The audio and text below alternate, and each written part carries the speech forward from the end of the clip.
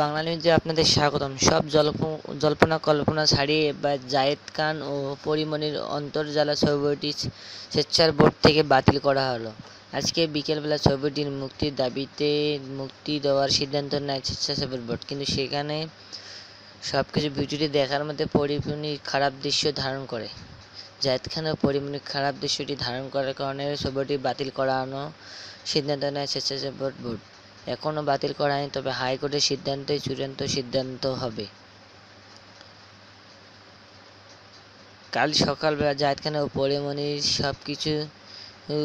ছবিটির সবকিছু দৃশ্য ধারণ আবার দেখাশোনা করে ছবিটিকে ছাড়পত্র দেওয়ার ঘোষণা দেয় স্বেচ্ছাসেবক বোর্ড। ভিডিও নিতে আপনাদের ধন্যবাদ। সব ধরনের ভিডিও নিতে আমার চ্যানেলটি লাইক ও শেয়ার করুন। ধন্যবাদ।